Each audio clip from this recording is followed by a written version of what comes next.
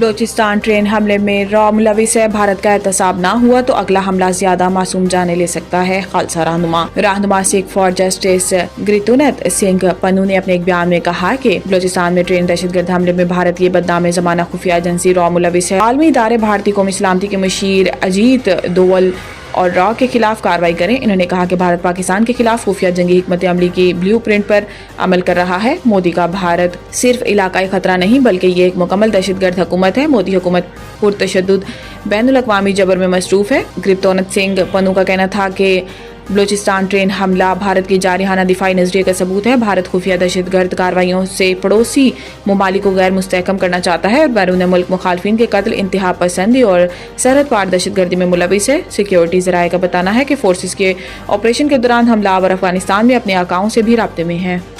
وزیر اعظم کی ازبکستان کے ساتھ کیے گئے فیصلوں پر فوری عمل درآمد یقینی بنانے کی ہدایت۔ وزیر اعظم شہباز شریف سے ازبکستان کے سفیر جناب علیشیر تقتائف نے وزیر اعظم ہاؤس میں ملاقات کی۔ وزیر اعظم نے سفیر دورہ تاشقند کے دوران مہمان نوازی پر اظہار شکر کیا۔ وزیر اعظم نے ازبک سفیر کے ذریعے ازبکستان کے صدر کے لیے نیک خواہشات کا اظہار کیا۔ وزیر اعظم نے اپنے دورے کے دوران دونوں ممالک کے مابین دو طرفہ تعلقات پر ہونے والی شاندار پیش رفت پر اطمینان کا اظہار کیا۔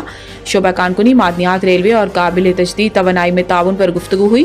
وزیر اعظم نے دو طرفہ تعلقات پر ہونے والی پیش رفت پر اطمینان کا اظہار کیا۔ وزیر اعظم نے کہا کہ تاشقند سے واپسی پر متعلقہ وزراء کو ذمہ داری سونپی ہے اور انہیں ہدایت کی ہے کہ فیصلوں پر فوری عمل درآمد کو یقینی بنائیں۔ ازبکستان کے سفیر نے وزیر اعظم کی نیک خواہشات پر شکریہ ادا کیا اور کہا کہ ازبکستان کے صدر پاکستان کے ساتھ تعلقات مضبوط بنانے کے لیے پرعزم ہیں۔ سوشل میڈیا پر منفی پروپیگنڈا، علیمہ خان ایک بار پھر جے آئی ٹی طلب۔ ذرائع کے مطابق جے آئی ٹی سوشل میڈیا پر منفی پروپیگنڈا کے معاملے پر بانی chairman P T I Imran Khan کی بہن علیمہ خان کو ایک بار پھر طلب کر لیا۔ جے آئی ٹی نے علیمہ خان کو 14 مارچ 2025 کو ذاتی حیثیت میں پیش ہونے کی ہدایت کی۔ قبل ازیں 12 مارچ کو طلبی پر علیمہ خان جے آئی ٹی کے سامنے پیش نہیں ہوئی۔ کوئی بھی فلسطینیوں کو غزہ سے بے دخل نہیں کر رہا، ٹرمپ کا یو ٹرن۔ امریکی صدر ڈونلڈ ٹرمپ نے اوول آفس میں آئرلینڈ کے وزیر اعظم کے ساتھ ملاقات کے موقع پر صحافی کو جواب دیتے ہوئے کہا کہ کوئی فلسطینیوں کو غزہ سے بے دخل نہیں کر رہا۔